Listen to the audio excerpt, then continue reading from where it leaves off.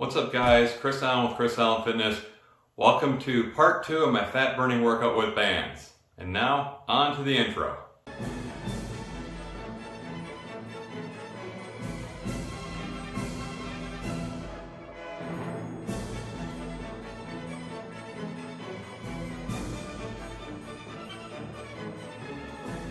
So what I've got right here is the Fitbit from my last exercise session for my upper body with bands.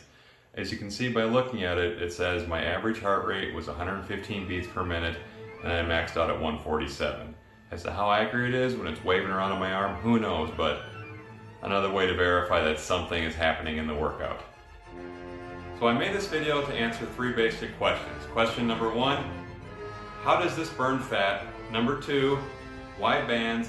And number 3, what is this fat burning workout? So, as to question number 1, how does this burn fat? Well, as I'm sitting here talking to you, my body is actually burning fat. It's also burning a little bit of carbs and maybe a little bit of protein, but not that much. My overall caloric expenditure while sitting here leaning up against a Vikings floor mat is not that much. That's why we employ exercise to increase our rate of caloric expenditure and therefore our rate of fat burn.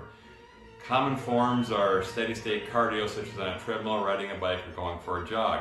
Unfortunately, those methods taken to an extreme tend to result in a loss of muscle, which is not what I want, because quite frankly, the ability to jog for a half an hour or an hour does not require a large muscle mass. This is evidenced by, if you look at the general figures of middle and long distance runners and compare them to sprinters or football or rugby players, there tends to be a marked difference in the amount of muscle that they have. This is an EMOM type of exercise. That stands for every minute on the minute. So I have a timer running, and when it hits 1 minute, I start doing my first set. For this particular set of exercises, I do a set for 30 seconds, I stop, and I rest until minute number 2, in which I start over again with either the same exercise or a different exercise. I keep repeating this every minute on the minute, hence the name, for a period of 20 to 30 minutes. By doing this, I'm elevating my heart rate and using more calories from body fat than I would be from just sitting here. Now, why am I using bands? I'm using bands so I can use muscles other than my legs, so I can involve my chest, my back, my arm, and my shoulders while I'm doing this workout. This here is an upper body workout.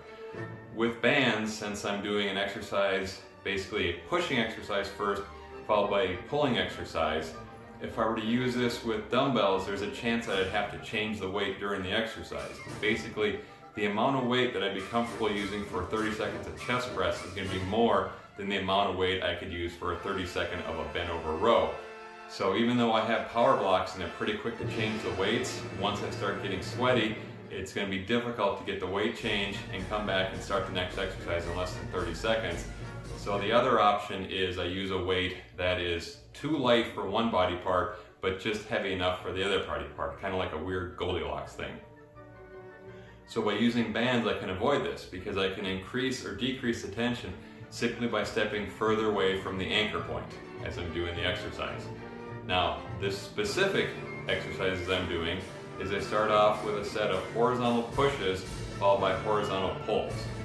Now, I'm anchoring the weight on my power rack here, but I could do this on a door. I'll make a short video and incorporate this showing how to anchor a band to a door. As you can see, I'm using the power rack or my feet to, attach the bands to something. So if you don't have a power rack, there is an option. When I purchased my Undersun bands, it came with this, a door anchor. Essentially, door anchor, put it through, try and put it through, close the door. Now I've got my anchor here,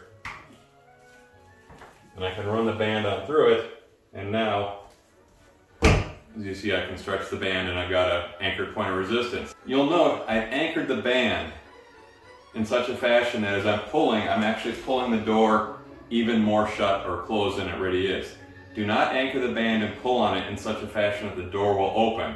I'm sure there's got to be at least one video on Facebook of somebody anchoring a band to a door in the direction that the door opens and the door flying open and hitting them on the face.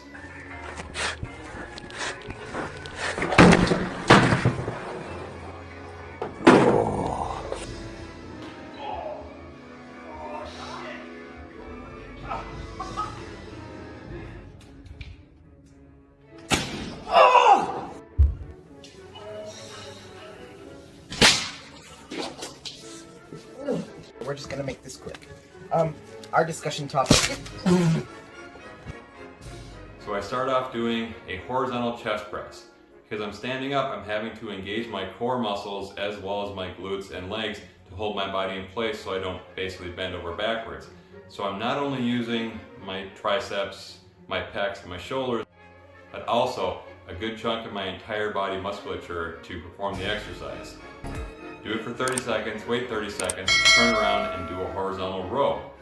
So now I'm using my back and my biceps and my forearms to grip it, but again, to make sure I don't get pulled over, I'm having to brace with my legs and my low back and my glutes. So I'm using more muscles than just what you would normally use to do this exercise. My second set of exercises is a vertical push followed by a vertical pull. The vertical push is basically a standing military press, and then the vertical pull ends up being a version of a pull down. My final set of exercises is going to be just, for the gun show here. So I'm doing a set of tricep push downs followed by a couple of sets of bicep curls. I'm essentially doing 5 rounds with the first exercise, that being the horizontal push and the horizontal pull, 4 rounds of the second exercise, the vertical push and the vertical pull, and then 3 rounds of the arms only. The idea with the arms only at the end is admittedly a little bit of vanity, with the hope that because I'm so fatigued, the actual exertion that I put forth to do the final set or two is very close to failure or at failure, and therefore perhaps I'm stimulating some muscle growth. As an added benefit with the bands, should I notice halfway through the set that there's no way I can complete this set, I can always take a step back and lower the resistance. I can't easily do that with dumbbells. There's no way you can effectively lower the weight of the dumbbell once it's in your hand. So that's a benefit of using bands in this instance.